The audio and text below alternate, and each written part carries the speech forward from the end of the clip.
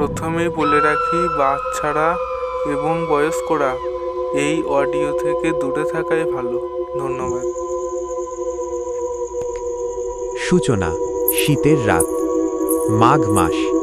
সুন্দরবন এর একদম ভেতরের গ্রাম, নাম দেউলবাড়ি।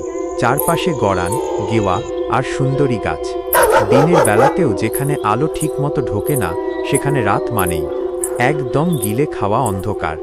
একটু বিরতি, এই গল্পটা আমি বানাচ্ছি না, যেভাবে শুনেছি ঠিক সেভাবেই বলছি। লোকটার নাম রফিকুল ইসলাম, সবাই রফিক বলেই ডাকত। বয়স 30-এর মতো। পেশায় মৌয়াল, মধু সংগ্রহ করে। ছোটবেলা থেকে বনের ভেতরে বড় হয়েছে।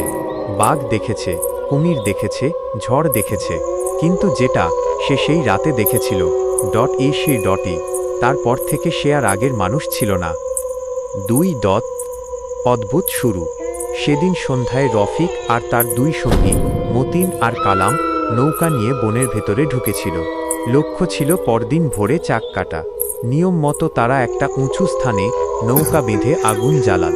রাত বাড়ছিল, হাওয়ায় নোনা জলের গন্ধ, দূরে কোথাও শিয়ালের ডাক। হঠাৎ রফিক খেয়াল করল, বনের গভীর থেকে খুব মৃদু গলায় কেউ যেন তার নাম ধরে ডাকছে। ফিসফিসিয়ে, রফিক, রফিক। সে ভেবেছিল ভুল শুনছে, কিন্তু ডাকটা আবার এবার একটু স্পষ্ট। মতিন বলল, কি রে, কানে কি হয়েছে তোর? রফিক কাঁপা গলায় বলল, তুই শুনলি না? কেউ যেন ডাকলো। কালাম হেসে উঠল, বনে আসছিস, আবার ভয় পাস? বাতাসে গাছের শব্দ, কথাটা যুক্তিযুক্ত, তবু রফিকের বুকের ভেতর অদ্ভুত ঠান্ডা জমে রইল। 3. মাঝরাতে পদচিহ্ন। রাত প্রায় 2, আগুন প্রায় নিভে গেছে। হঠাৎ নৌকাটা দুলে উঠল। শব্দ, হালকা পানির ছলাৎ শব্দ। রফিকের ঘুম ভাঙল। সে দেখল, নৌকার ধারে কেউ যেন দাঁড়িয়ে আছে। অন্ধকারে শুধু একটা অবয়ব, লম্বা, স্থির। সে ফিসফিস করে বলল, কে? কোনো উত্তর নেই। হঠাৎ অবয়বটা ধীরে ধীরে নৌকা থেকে নামল। আর ঠিক তখনই রফিক একটা শব্দ শুনল, কাদায় পা ফেলার শব্দ। ছপ ছপ শব্দ। সে টর্চ জ্বালাতেই আলোয় কিছুই নেই, কিন্তু কাদার ওপর ভেজা পায়ের ছাপ সোজা জঙ্গলের দিকে চলে গেছে। মতিন আর কালামকে জাগানো হলো। 3 জন মিলে টর্চ ফেলে দেখল, পায়ের ছাপগুলো মানুষের, কিন্তু অদ্ভুত ব্যাপার, ছাপগুলো উল্টো, মানে পায়ের আঙুল পেছনের দিকে। কালাম ফ্যাকাশে হয়ে গেল। চল, কাল সকালেই ফিরব, এটা ভালো লক্ষণ না।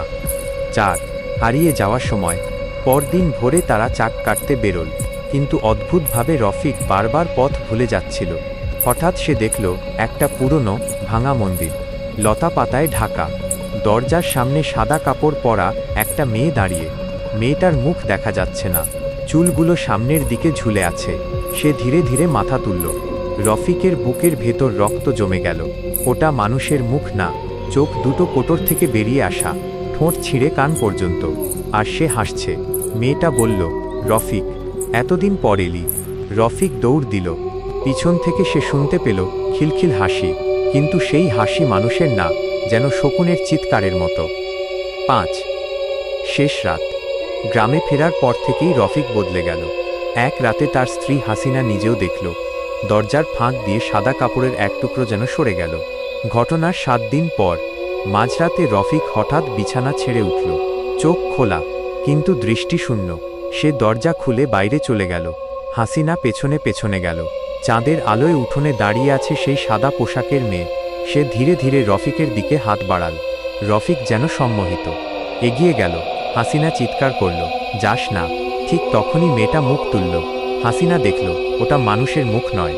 মুখের চামড়া আধখানা নেই, দাঁতগুলো কালচে, চোখ একদম সাদা, আর তার পা উল্টো। পরের মুহূর্তে সব অন্ধকার। 6. উপসংহার। রফিককে পাওয়া গেল গ্রামের পাশের খালে, মৃত।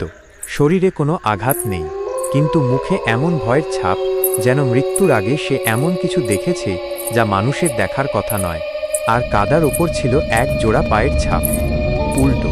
প্রতি বছর মাঘ মাসের সেই রাতে দেউলবাড়ির লোকেরা এখনও শুনতে পায় কেউ যেন বনের দিক থেকে ডাকছে, রফিক।